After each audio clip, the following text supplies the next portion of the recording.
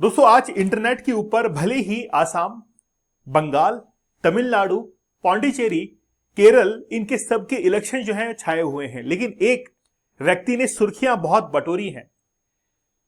कलीना मांझी जो कि बर्तन मांझने का काम किया करती थी, 2021 के अंदर भी इन्होंने इलेक्शन लड़ा था और उस समय ये हार गई थी मात्र 14,000 वोटों से। इस बार एक बहुत बड़ी जीत दर्ज की है। घरों के अंदर बर्तन मांजने का काम करती थी और जिस समय इलेक्शन का रिजल्ट आया उस समय भी ये किसी घर के अंदर बर्तन ही मांज रही थी। आप सोचकर देखिए क्या स्पिरिट रही होगी जनाब। 2021 में अगर हम लोग कोई एग्जाम भी क्लियर नहीं कर पाते तो हम लोग दुनिया का सामना करने से घबराते हैं। हम सोचते कि यार दुनिया वाले मजाक उड़ाएंगे, लेकिन इनके साथ में ऐसा नहीं था। वापस से इलेक्शंस की तैयारियां की, इलेक्शंस के अंदर खड़ी हुई और जिस समय रिजल्ट आया बर्तन साफ कर रही थी, एमएलए बन गई। आज कई बर्तन साफ करने वाले इनके लिए काम करेंगे। भाग्य बदलता है इंसान का। चलिए बात करते हैं असम की और वेस्ट बंगाल की। लेकिन बात यह भी है कि जैसे ही वेस्ट बंगाल के और असम के इलेक्शंस के रिजल्ट आते हैं उसके बाद में बांग्लादेश के अंदर हलचलें तेज हो जाती हैं कि क्या ही करेगा बांग्लादेश, अब क्या कुछ होने वाला है, बड़ा विस्तार से बात करेंगे। लेकिन जिस तरीके से 2014 के बाद में हैट्रिक जो है आसाम के अंदर बीजेपी ने बनाई है वो वाकई में मानना पड़ेगा। चलिए पहले एक बार रिजल्ट्स पर गौर फरमा लेते हैं। सबसे पहले बात कर लेते हैं आसाम की ही। आसाम के अंदर 2021 में जहां पर 60 सीट मिली थी, इस बार 82 सीट जो है वो किसको मिली है? बीजेपी को। कांग्रेस ने जहां पर 29 से डाउनफॉल किया है 19 के ऊपर। साफ तौर पर जाहिर है कि वोट शेयर जो है वो बढ़ चुका है किसका? बीजेपी का। और वोट शेयर घट चुका है किसका? कांग्रेस का। और जीत दर्ज कर दी किसने? बीजेपी ने। तीसरी बार जो है हैट्रिक बनाई है हिमंता और विश्वा क्या बनने वाले हैं? वहां के मुख्यमंत्री बनने वाले हैं। हिमंता विश्वा शर्मा जिन्होंने विदिशा नियोग को हराया, सबसे बड़ी हार जो है वो मानी जा रही है। 87,000 वोटों का मार्जिन यहां पर था। दिसपुर सीट प्रदुत बोर दोलोई जिन्होंने मीरा बोर ठाकुर को जो है हराया, और हितेंद्र नाथ गोस्वामी इन्होंने हराया गौरव गोगोई को। ये तीनों ही जो तीनों हार है वो कांग्रेस के लिए बड़ी हार थी। तो असम के अंदर सरकार किसके बनने जा रही है? बीजेपी की सरकार बनने के लिए जा रही है। चलते हैं पश्चिम बंगाल। तृणमूल कांग्रेस, और मुझे पर्सनली ऐसा लगता है, वैसे तो न्यूज़पेपर्स के अंदर कह रहे हैं कि शुवेंदु अधिकारी ये सब जो है मुख्यमंत्री बनेंगे, लेकिन मुझे पर्सनली ऐसा लगता है, जहां तक कि मैं बीजेपी की स्ट्रेटेजी को समझ पाता हूं, पश्चिम बंगाल के अंदर कोई महिला मुख्यमंत्री बनेगी, कोई महिला मुख्यमंत्री जो है वो बनेगी। ठीक है, ऐसा मुझे लगता है। अब पश्चिम बंगाल के अंदर क्या कुछ हुआ? पश्चिम बंगाल में देखिए कि 2021 में बीजेपी को मिली थी 77 और अब मिली है 206। 215 टीएमसी को मिली थी और अब जो है कितनी मिली है? 81। ठीक है, इतना जबरदस्त डिफरेंस। तृणमूल कांग्रेस जो कि बहुत लंबे समय से और पहली बार बीजेपी ने जीत दर्ज की है, कहां पर? पश्चिम बंगाल के अंदर। ममता बनर्जी खुद अपनी सीट जो है वो खो बैठी है और मार्जिन भी छोटा मोटा नहीं, 15,000 का मार्जिन था। 15,000 का मार्जिन था। ठीक है, शुवेंदु अधिकारी यहां से जीते, हो सकता है कि इनको मुख्यमंत्री बनाया जाए। ठीक है, ठीक है, शुवेंदु अधिकारी 2 जगह से, नंदीग्राम से भी उन्होंने चुनाव लड़ा था और दोनों जगह से उन्होंने जीत दर्ज की है। फिर तीसरा जो है वो वहां पर भी कांग्रेस की हार हुई है ना, कांग्रेस सॉरी टीएमसी की जो है वो हार हुई। अब बीजेपी ने अपना परचम लहरा दिया। मतलब मानना पड़ेगा बंदे को कि एक शक्ल के पीछे, एक सूरत के पीछे, एक फेस के पीछे पूरी की पूरी पार्टी जो है आज रन कर रही है। जीत दर्ज हुई है। खैर, जादू जलवा होता है। चलिए अब बात करते हैं एसआईआर की। ममता बनर्जी से पूछा गया, या वहां के टीएमसी जो कार्यकर्ता है उनसे पूछा गया, भाई क्या हुआ? बोला एसआईआर जो है इसके कारण हमारे जितने भी वोटर्स थे उनको क्या हुआ? नुकसान हुआ, वो वोट ही नहीं दे पाए। ये दिक्कतें उनके सामने फेस जो है वो करने को मिली। ओके, अब ये एसआईआर क्या है उसके बारे में समझ लेते हैं। SIR means special intensive revision. देखिए आपको पता होगा राहुल गांधी ने एक स्पीच दिया। राहुल गांधी ने एक स्पीच दिया था और उसमें कहा था कि बहुत सारे डुप्लीकेट वोटर्स और ऐसे वोटर्स जो कि भारत के अंदर हैं ही नहीं, वो भी इंडिया के अंदर हरियाणा वगैरह यहां पर वोट करते हैं। तो डुप्लीकेट वोटर्स की बड़ी यहां पर चिंताजनक स्थिति थी। एक इंसान दो जगह जो है वोट डाल रहा है, बहुत सारे वोटर आईडी कार्ड फर्जी बने हुए हैं। इसका एक सॉल्यूशन निकल कर आया कि एसआईआर करवाया जाए, और एसआईआर क्या हो, वापस से उनको देखा जाए, वोटिंग लिस्ट जो है वो बनाई जाए और स्पेशल इंटेंसिव रिवीजन किया जाए हर वोटर का। और ये किसके द्वारा किया गया, इलेक्शन कमीशन ऑफ इंडिया के द्वारा किया गया, अपडेट किया गया, क्लीन किया गया इलेक्टोरल रोल्स को। Its main objective are to remove duplicate entries, decrease voters, ठीक है, मतलब जनसंख्या है ही नहीं फिर भी वोटर्स कैसे बढ़ रहे हैं, shifted voters and ineligible individuals, ठीक है, इन सबको क्या किया गया, एलिमिनेट किया गया, हटाया गया। ठीक है, West Bengal the SIR begin in November, 4 नवंबर 2025 को शुरू हुआ था, ठीक है, और 7.5 करोड़ वोटर्स पर वो लागू हुआ था एसआईआर, ठीक है, ये सब कुछ हुआ। अब जैसे ही एसआईआर लागू होता है तो इसमें भारी नुकसान मुस्लिम आबादी को पहुंचता है ना, क्योंकि आबादी के मुकाबले उनकी जो रिमूवल रेट थी वो ज्यादा थी। कैसे थी वो आप देखिए कि एसआईआर में 63% लगभग 57,47,000 जो हिंदू थे वो अलग हुए, और 34% लगभग 31,10,000 मुस्लिमों के नाम कटे थे। अब भले ही हमको देखकर ये लग रहा होगा कि यहां पे प्रतिशत कम है, लेकिन जितनी मुस्लिम आबादी है उसका वो ज्यादा प्रतिशत था, इसीलिए आबादी के अनुपात में मुस्लिम वोट ज्यादा कटे। जिन इलाकों में मुस्लिम वोटर निर्णायक हो सकते थे वहां कमजोर हो गए, इसका फायदा भाजपा को हुआ, है ना।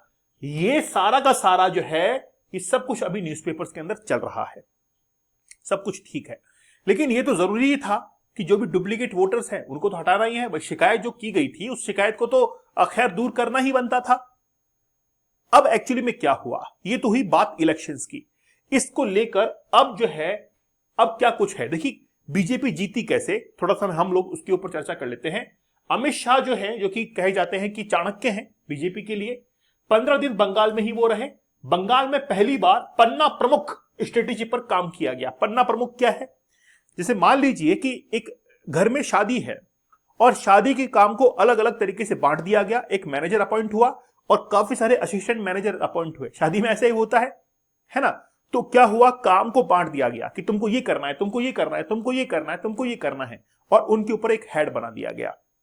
ऐसे ही जिनको काम बांटा गया उनको पन्ना प्रमुख कहा गया, पन्ना प्रमुख कहा गया, और 44,000 से ज्यादा मतदान केंद्रों पर मजबूत, केंद्रित और कमजोर श्रेणियों में उनको बांट दिया कि कहां पर वीक है, कहां पे कम वोटिंग जो है हो रही है ना। ठीक है, तो जिम्मेदारी की गई, ज्यादा वोटिंग करवाओ। हर पन्ना प्रमुख को 30 से 60 मतदाताओं की सीधी जिम्मेदारी दी गई। जैसे मान लीजिए एक इंसान की जिम्मेदारी है कि वो 60 इंसानों को ये देखे कि सबने वोट डाला कि नहीं डाला, सबने वोट डाला कि नहीं डाला।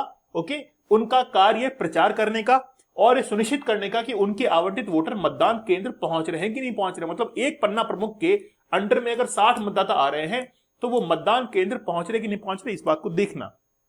टीएमसी की महिलाओं ने लक्ष्मी भंडार जैसे कल्याणकारी योजनाएं काफी लोकप्रिय हुई। ठीक है, इसमें 1,000 से 1,200 रुपए दिए जा रहे थे। भाजपा सबके लिए 3,000 रुपए, बोला ठीक है वो 1,200 दे रहे हैं, हम 3,000 रुपए देंगे। पैसे की जगह पैसा ही काम करता है। शुभेंदु अधिकारी और अमित शाह ने बार बार मंचों से आश्वासन दिया कि भाजपा कोई मौजूदा योजना बंद नहीं करेगी, उनके लाभ बढ़ाए जाएंगे। मतलब लगातार जो है स्कीम चलती रहेंगी, और 7वां वेतन आयोग जो है उसको भी हम लोग तुरंत लागू कर देंगे, जो कि अब तक नहीं हुआ है। बाकी इंडिया में 8वां वेतन आयोग लगने के लिए जा रहा है। क्लियर है आपको, ये सब कुछ जो है वो चल रहा है। अब बात यह है कि ये सारी स्ट्रेटेजी जो है वो अपनाई गई।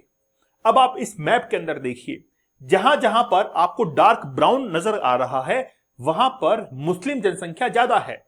आप देखेंगे कि जम्मू एंड कश्मीर, उत्तराखंड, हरियाणा, यहां पर आप देखेंगे केरला के अंदर, गोवा के अंदर, और फिर असम और वेस्ट बंगाल में देखिए बिल्कुल ब्राउन है। और ये जो इलाका है ये कहां से लगता हुआ है, बांग्लादेश से लगता हुआ है। बांग्लादेश को ये लगता है, और पाकिस्तान की गलतफहमी है, दोनों देशों की गलतफहमी है कि भारत में रहने वाला मुसलमान जो है वो पाकिस्तान और बांग्लादेश का साथ देगा। ऐसी उनकी गलतफहमी है, समझ रहे हैं आप। उनको लगता है कि वो जो मुसलमान हैं वो भी पाकिस्तान और मुस्लिम का ही बांग्लादेश का ही हक है, लेकिन ऐसा नहीं है, ऐसा नहीं है। बांग्लादेश से जो बॉर्डर्स लगती हैं, बांग्लादेश से वेस्ट बंगाल की बॉर्डर लगी यहां पर, ठीक है, और असम की बॉर्डर लगी। अब एक्चुअली में क्या है कि बांग्लादेश जो था वो इनकी मदद से, अब देखिए हर जगह कहीं ना कहीं जो है एक्सेप्शनल केस तो होते ही हैं।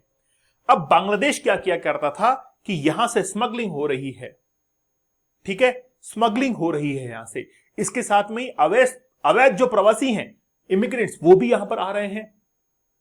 अब जैसे ही एसआईआर हुआ तो 91 लाख जो वोटर्स थे उनको वहां से हटा दिया गया कि वो वोट नहीं कर पाएंगे, डुप्लीकेट के अंदर वो काउंट हो रहे थे। तो जब 91 लाख हुए उसमें ऐसा बताया गया कि सबसे ज्यादा मुस्लिम वोटर जो है वो बाहर हो गए। और फिर टीएमसी का यह आरोप कि हमारी जो पार्टी है वो इसी कारण तो हार गई।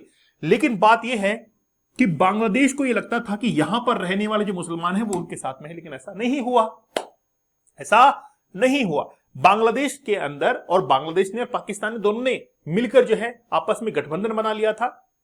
वो सिलीगुड़ी कॉरिडोर पर विजिट कर रहे थे पाकिस्तान के आईएसआई के एजेंट, है ना, अधिकारी सब यहां पर, और यहां पर मिलिट्री एक्सरसाइज हो रही थी। उनको लगता था कि हमारा हक है, जिस दिन हमारी ये ठनी तो हम लोग जो है इसको बराबर कर देंगे, यहां से ऐसा सीधा रास्ता बनाएंगे जाने का, सीधा यहीं सीधा चले जाएंगे हम, है ना, ज्यादा परेशान करने की आवश्यकता नहीं है, सीधा रास्ता जो है हम लोग बनाएंगे। ओके, तो बात यह है कि बांग्लादेश जो कि अवैध घुसपैठ, ड्रग्स, स्मगलिंग, अंगों की तस्करी, है ना, जैसे किडनी, लीवर वगैरह, ये सब जो है तस्करियां हुआ करती थी।